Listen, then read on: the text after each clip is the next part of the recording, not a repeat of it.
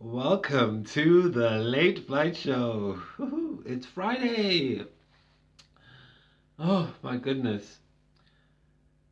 A lot of people like to go out on Fridays and stuff like that, but here on the Late Flight Show, we like to pull ourselves towards ourselves, stay in like Homer Simpson, and cruise at the altitudes that only angels dare to go. So, my angels, let's rise up. As Michelle Obama says, when they go low, we go high. Up in the Late Flight Show. Um, so,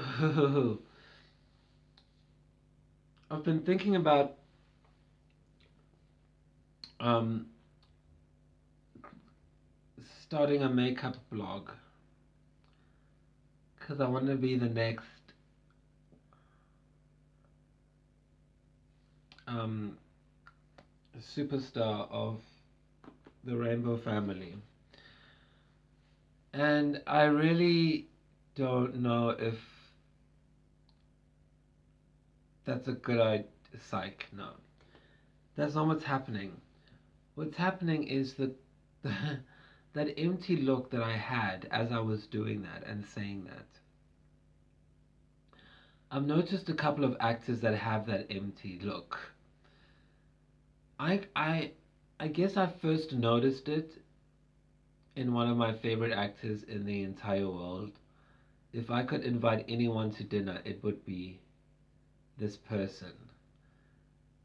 And I would just shut my mouth and listen. Damn. The things that I would hear would just make. I'm already getting chills thinking about what they have to tell me, but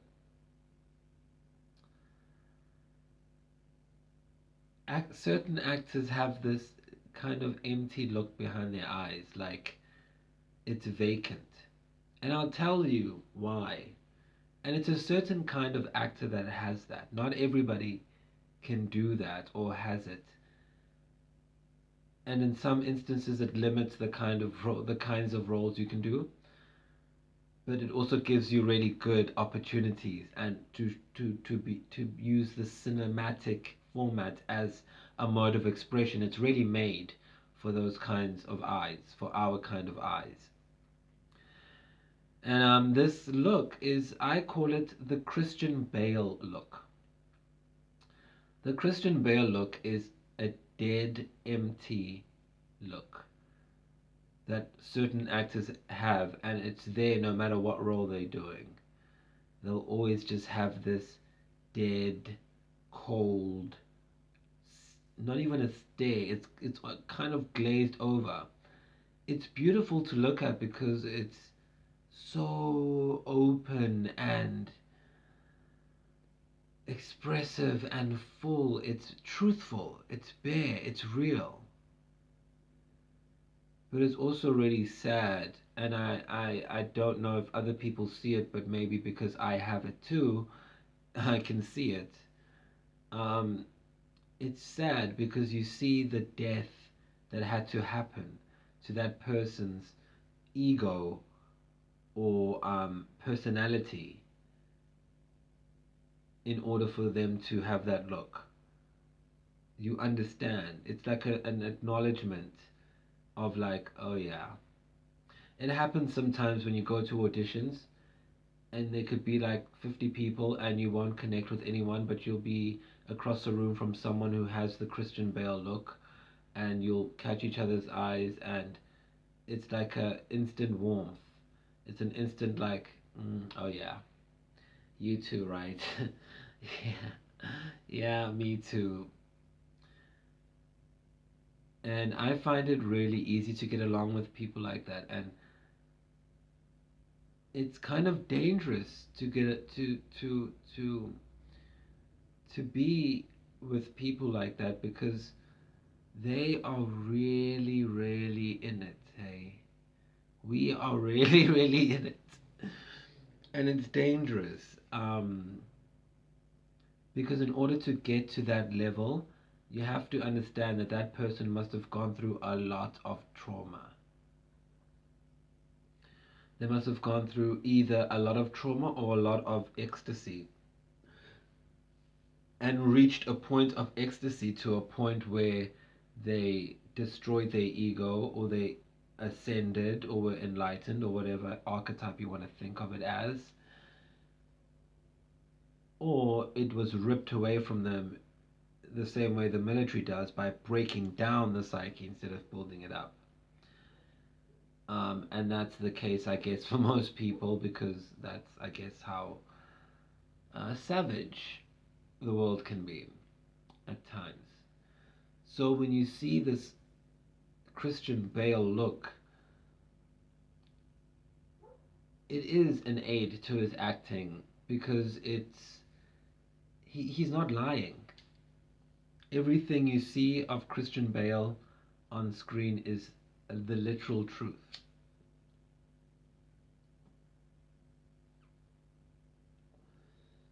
He's never lied a day in his life on screen.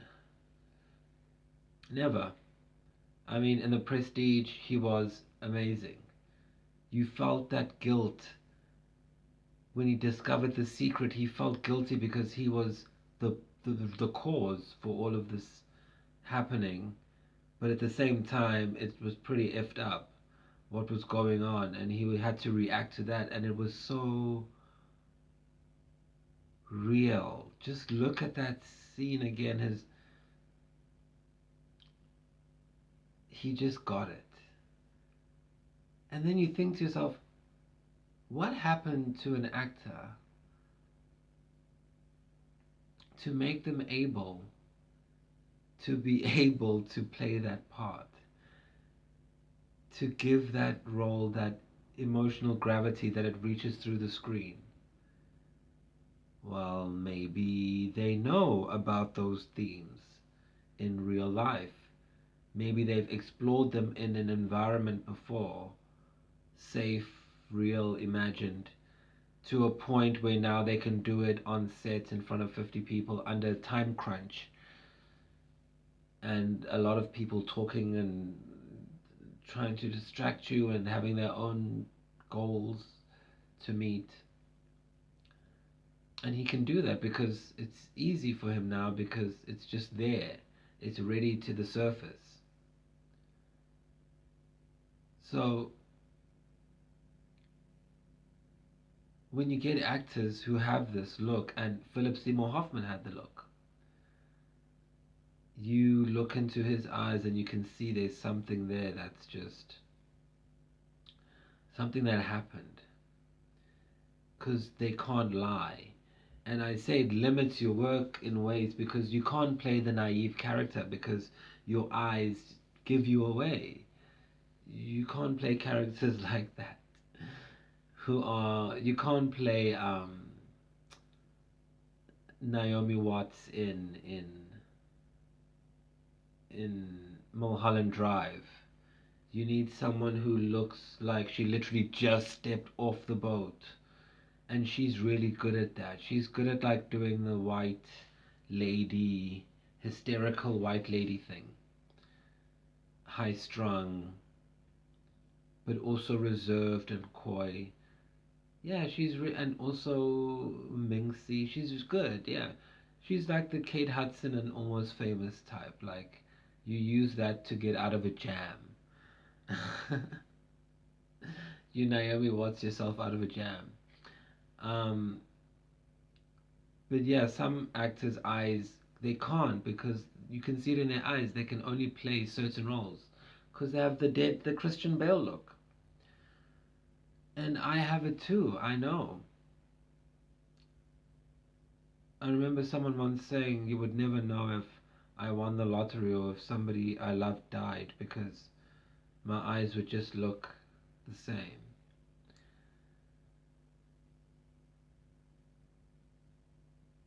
But then again, it works well in acting, because you have to be truthful, and having experienced those things, that process makes me more comfortable as an actor with portraying them on screen, because I know what they feel like. I remember being in that situation when I was being touched inappropriately.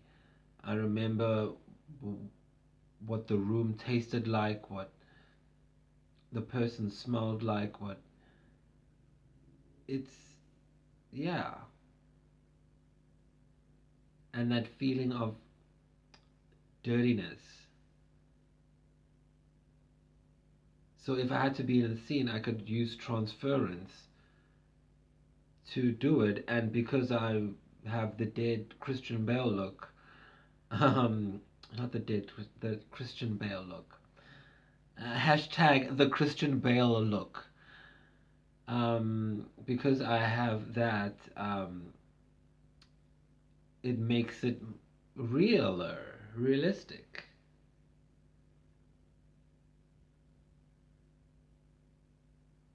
So essentially, being an actor is all about using your life as your classroom, as your master class, as our good friend Oprah would say. Friend to the show, Oprah, how you doing?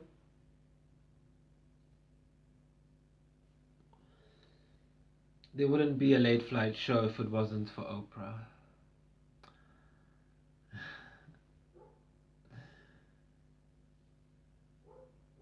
So you also look at how actors who have this Christian Bale look are in private. They're all kind of dedicated to their craft, and I kind of feel like a rebel, and this is circling back to the Oprah part. I kind of feel like a like I'm not that am a rebel, but that I'm being put in the light or position of being seen as a rebel because I, being one of those who would normally keep quiet and be mysterious like Christian Bale and how Philip Seymour Hoffman was, and who else has it? Anthony Hopkins. Um,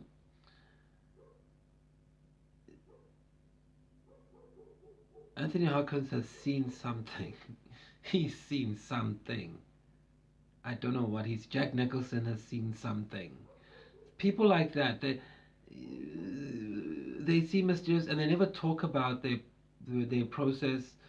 I was watching Anthony Hopkins on Inside the Actors Studio, and he just was like, it's some mysterious voice, and I totally get what he means and what language he's speaking on a deep level. Um, I just feel like as a service to my other actors, I'm going more in depth into what it's like, but normally we wouldn't talk about it. It would just be like, it is what it is. And then they call us quirky or eccentric, which is, no, it's just that we like our work and we like to be authentic in our portrayals to make sure that we are servicing the writer in their imagined world, in whatever psychic drama that they are working out from their childhood. We want to use our death and rebirth into acting as a tool into creating that heaven for them. And Hollywood is like that to me. It's a chain of heaven where people who were killed by bullies or abusive parents or abuse, whatever, get to go and help each other make their worlds come true. Where they were killed and snuffed out of this reality, they get to go to Hollywood. We get to go to Hollywood and live the heaven of the afterlife of our dreams. And that's the perfect end of our story.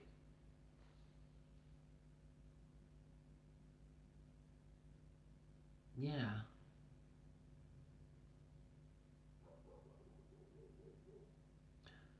So the Christian Bale look actors, we aren't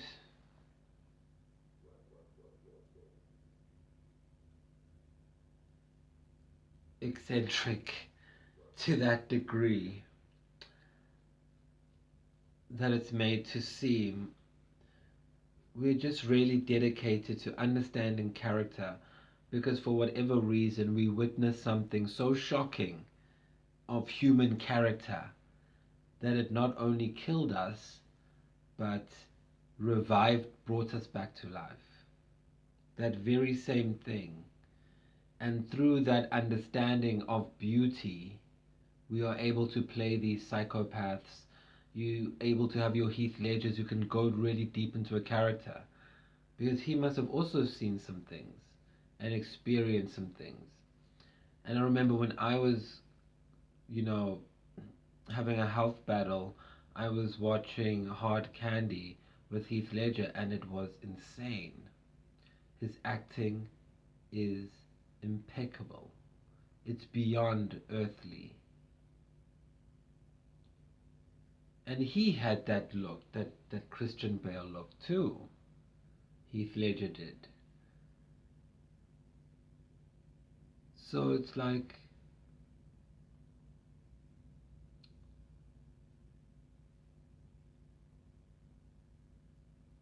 as an actor you have an opportunity to not only be of service but to deal with the existential anxiety of your existence as a hybrid entity who died and came back to life. And acting is a great dissertation on personality and its interaction with reality in a constructivist society, an abstract society. So let's enjoy the Christian Bale look and keep our focus on the work as always, because that's what we're in service of, being truthful to the work. And if we can do that, then we can heal with our work. And if we can do that, then heaven will be here on earth. And on that note, let's go up to heaven, because you'll never get to heaven if you're scared of getting high.